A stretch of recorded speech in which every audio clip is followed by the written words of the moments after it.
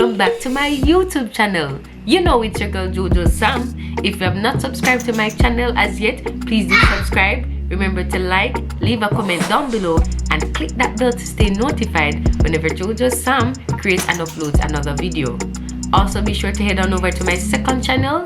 This is my cooking channel, Jojo Sam's Cooking Channel, and this is the place where I share with you my culinary skills as well as offer tips and tricks on how is it I go about making food taste good personally for me. Be sure to head on over, like the contents that I've posted so far. Be sure also to subscribe, leave comments down below, and click the bell also to stay notified. Let's get in today's video. In today's video, I will be sharing with you two verses from the book of Psalm 68, verses 5 and verses 6. And I'll be reading from the New King James Version. Verse 5 says, "A father of the fatherless, a defender of widows, is God in his holy habitation." Verse 6, "God sets the solitary in families. He brings out those who are bound into prosperity, but the rebellious dwell in a dry land." These are the words of the Lord. Be honored by saying amen. Showing us that God has many characters.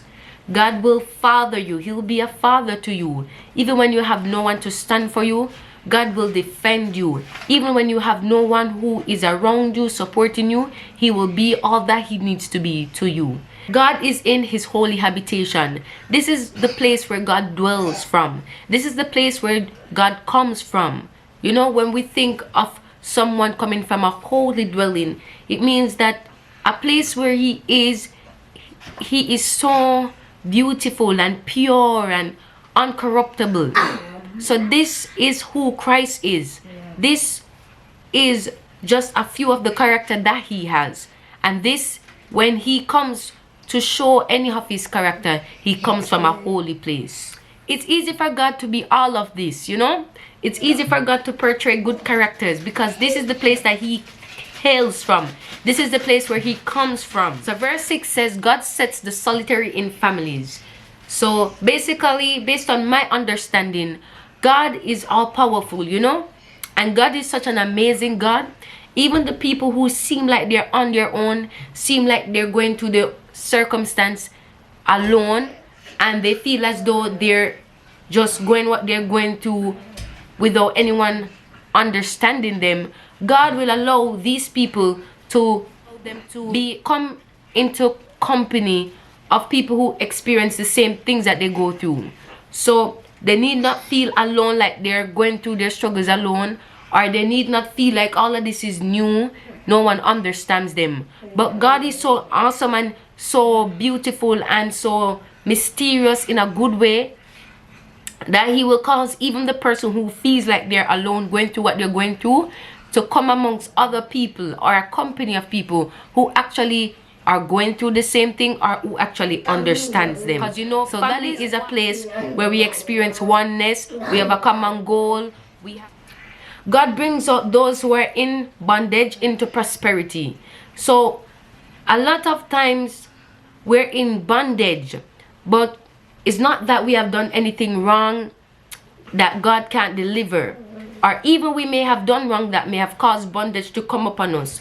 But God is such an awesome God that he will cause even these things to come to pass and put you in a place of prosperity. So that tells us that God has no respect of persons in whom he chooses to bless. You know, a lot of people go through different things, different phases in different aspects of life at different timelines. So God can at one moment in time bring people from a place of bondage where they're in a state of stagnancy, where they're in a place where nothing seems to be going on for them, and then bring them into a place where there is flourishing. You know, I believe that there are different seasons at different times. The same way in which we have different seasons of the year, summer, autumn, winter, yes, it's the same way I believe that we go through different seasons. When his time is ready, or when he is ready in his time, he will bring us to a place where we will prosper, we will be favored, we will increase in every and any aspect of our lives. But the rebellious dwell in a dry land. So, you know, rebellion the person has to be willing to change in order for rebellion to actually go. The person has to be willing to give up what he or she is holding on onto in order for rebellion not to have power over that life anymore. So a lot of times we are in a place of dryness because we are so disobedient, we are so stiff-necked, we don't want to listen, or we don't want to yield or submit or be in reverence unto God or to those who are in need of reverence because of their position in authority.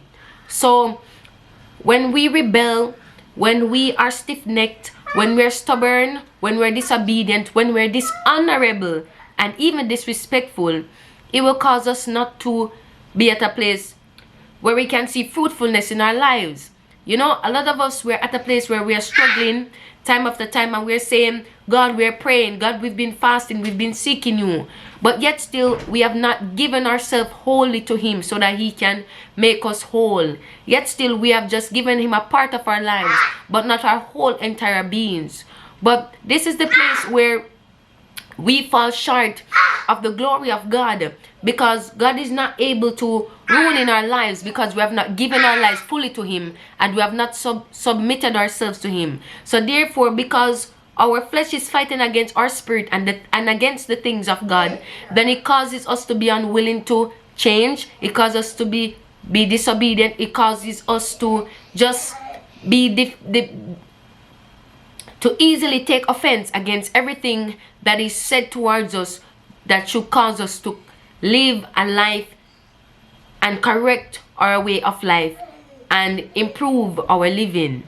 So because of that, now we're unable to prosper, we're unable to see change in our lives. So we don't really want that, to be honest. We don't really want that, because if we dwell in a dry place, then we won't move from where we are and we will always be stagnant.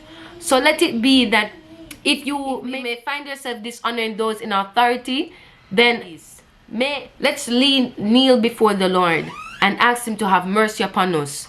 Let us ask him to come into our lives, and let us come to a place of surrenderance where we allow him to take control of our heart, not part of our lives or part of our hearts, but to take